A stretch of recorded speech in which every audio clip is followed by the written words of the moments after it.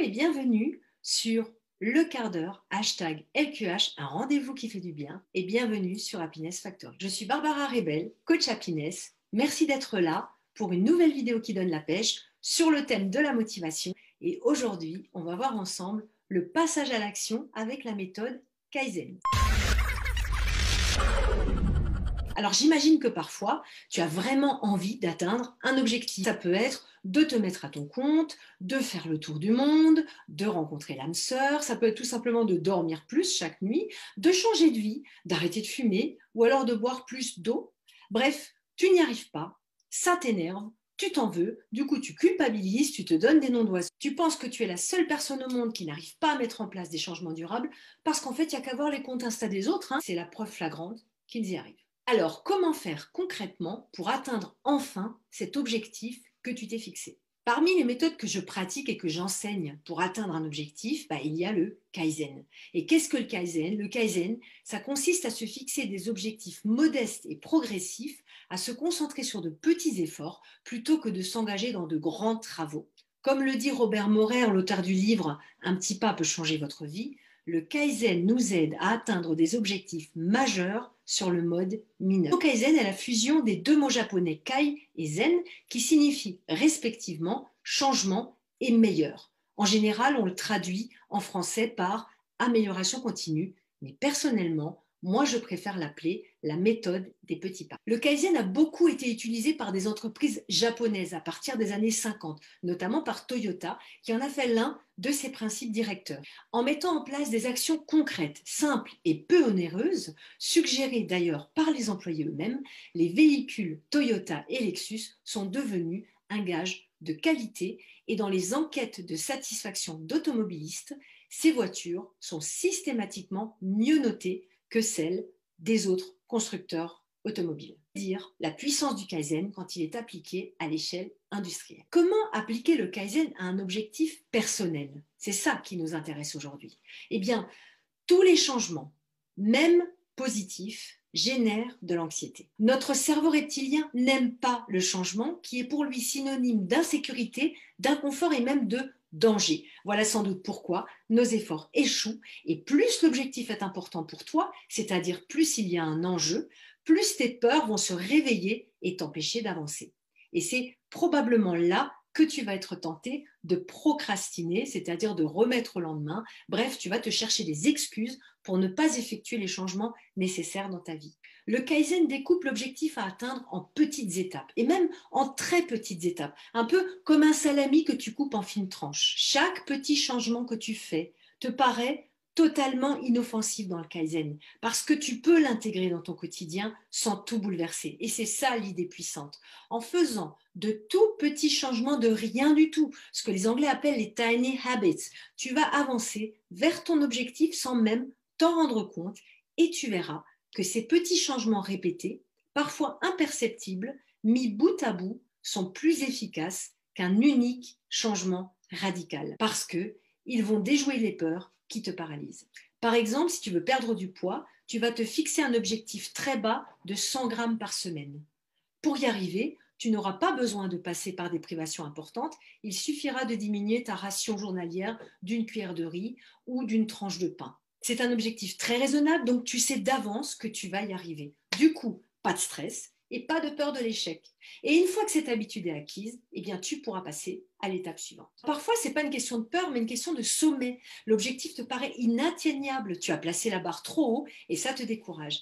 C'est typiquement le cas des bonnes résolutions de début d'année. Là, on est en plein dedans et c'est là qu'on va se promettre d'arrêter de fumer, de perdre 10 kilos, de s'inscrire à un marathon, etc., etc. Là aussi, le Kaizen te propose de petites améliorations en vue d'atteindre l'objectif fixé. Ces petits pas te rapprocheront plus sûrement de ton objectif final en t'aidant à résoudre de petits problèmes que la fameuse méthode qui consiste à se jeter à l'eau. Dans le Kaizen, l'accent est toujours mis sur la réalisation de petites étapes et sur l'idée que le changement, c'est un processus continu plutôt qu'une liste de choses à faire. Alors, je te propose 5 étapes pour passer à l'action et arrêter de tergiverser. Voyons ensemble de quoi il s'agit. Pour appliquer la méthode Kaizen à un objectif personnel ou professionnel, tu vas faire comme la tortue dans la fable de La Fontaine.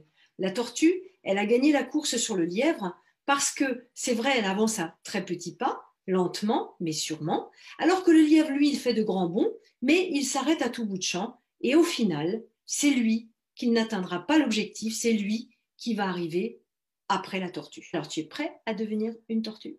Je te propose 5 étapes toutes simples à mettre en place pour obtenir des résultats tangibles. Premièrement, trouve ton grand objectif, celui qui te motive vraiment. Prends un carnet vierge et écris dedans un objectif qui te tient à cœur, quelque chose que tu aimerais changer ou réaliser peut-être depuis longtemps, et d'ailleurs même si tu as déjà tenté de le faire par le passé sans succès. Alors laisse parler ton cœur, j'insiste bien là-dessus, et non ton mental. Il faut choisir un rêve qui est le tien et qui te fait vibrer. D'ailleurs, à ce sujet, je t'invite à regarder ma vidéo Se booster, 3 astuces pour une motivation au top. Je vais te donner des clés pour trouver ce qui te fait vraiment kiffer. Deuxième étape, découpe ton objectif en plusieurs étapes simples. Alors, sans te noyer dans tous les détails, mais tu découpes ton projet dans les grandes lignes. Tu te souviens, c'est l'histoire du salami, hein. Donc, tu vas chercher les tranches de chaque projet, ou si tu es l'ami des animaux, tu vas chercher les petits pas à faire. Par exemple, si tu veux devenir végane, eh ben, tu peux te fixer comme grandes étapes de limiter ta consommation de viande et de poisson, de trouver des recettes à base de protéines végétales, de remplacer tes cosmétiques au fur et à mesure qu'ils se terminent par du fait maison ou par des produits fabriqués sans cruauté animale. Tu peux également te renseigner sur tous les vêtements qui ne contiennent pas de laine, de soie, de cuir, etc., etc. Dans ton carnet, note chacune de ces étapes et réserve pour chaque étape 2 à 3 pages vierges. Tu n'as pas besoin de les inscrire d'ailleurs dans un ordre chronologique et tu peux aussi les noter sous forme de mind map ou carte heuristique si ça te parle plus. Troisième étape, choisis l'étape la plus accessible, celle par laquelle tu vas commencer. Il faut donc qu'elle soit très facile à mettre en place. Alors, si je reprends mon exemple de tout à l'heure où tu veux devenir végane, eh bien, tu vas dire que la première étape, c'est déjà de chercher des nouvelles recettes à base de protéines végétales. Quatrième étape, tu vas définir une action que tu vas pouvoir réaliser tout de suite. Décide d'une action qui ne te demande ni effort ni préparatif et que tu peux donc réaliser immédiatement. Action que tu es absolument sûr de pouvoir réaliser. Et ensuite, fais-la tout de suite, sans attendre. Dans l'exemple dont on parlait tout à l'heure, une action, ça sera peut-être d'aller surfer sur les blogs véganes pour trouver des recettes. Ou alors, ça peut être d'aller en librairie pour acheter un livre de recettes véganes. Choisis une de ces actions et une seule, et fais-la tout de suite. L'action du lendemain sera peut-être de parcourir les différentes recettes pour débutants, et puis celle du surlendemain, d'en choisir une pour la tester. Puis le jour d'après, tu vas faire la liste des courses pour préparer la dite recette. Et puis enfin, tu vas la cuisiner et puis tu vas recommencer avec une deuxième recette. Tu vois le principe, hein. L'idée, c'est de t'atteler à un changement, mais sans bouleverser complètement tes habitudes et d'adopter ainsi un nouveau comportement mais progressivement, sans stress, sans tension, sans pression. Dans tous les cas, je te conseille de rester 3 semaines sur la même étape avant de passer à l'étape suivante. C'est pour ça d'ailleurs que tu as laissé 3 pages de libre par étape pour pouvoir noter toutes ces petites actions que tu entreprends, mais aussi pour pouvoir éventuellement les corriger, les adapter à la réalité, à ton vécu, à tes ressentis. Ici, par exemple, tu vas continuer à tester des recettes véganes pendant 3 semaines avant de passer à l'étape suivante qui consiste à diminuer ta consommation de viande ou de poisson. Cinquième étape, fais le point avec un tracker d'habitude. Lorsque tu as fini une première étape, au bout de 3 semaines, fais le point pour constater ton avancée. Tu peux utiliser la méthode du tracker, Habit Tracker en anglais, qui permet de comptabiliser le nombre de jours durant lequel tu as réalisé les actions prévues. Dans ton carnet, associe chaque action à une case que tu pourras cocher ou colorier quand l'action est réalisée. Il existe aussi des applications à installer sur ton smartphone pour suivre ces fameuses habitudes. Alors l'avantage de suivre tes progrès, c'est que tu verras les moments de recul aussi. Tu pourras mieux accepter tes éventuels échecs et mettre facilement en place une amélioration continue et progressive. Et voilà, tu es devenue la tortue de la fable, inarrêtable. Résumé, les 5 étapes pour appliquer la méthode Kaizen à l'accomplissement de ton objectif, c'est premièrement, trouve ton grand objectif, celui qui te motive, qui te donne des ailes, qui te fait kiffer. Ensuite, découpe ton objectif en plusieurs étapes simples, c'est la technique du salami. Troisièmement, choisis l'étape par laquelle tu vas commencer. C'est une étape simple, logique et accessible. Quatrièmement, définis l'action que tu vas réaliser immédiatement. Ça doit être une action bête comme chou que tu es absolument sûr de pouvoir faire. Et cinquième étape, enfin, suis tes progrès avec un tracker et améliore ce qui doit l'être. Ce que j'aime dans la méthode Kaizen, c'est qu'elle consiste à interroger nos habitudes existantes. Elle nous oblige à réfléchir à des objectifs à long terme, à formuler un plan pour commencer à apporter progressivement de petites améliorations en vue d'atteindre cet objectif.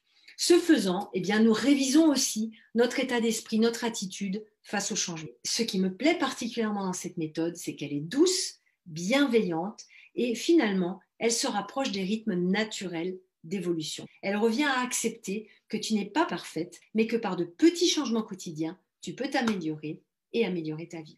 N'hésite pas à m'envoyer un mail ou un commentaire pour me dire ce que tu penses de cette méthode et si tu l'as déjà testée. Retrouve d'autres conseils de coaching et d'auto-coaching sur mon site thehappiness-factory.com et restons en contact sur les réseaux sociaux. Je te dis à très vite.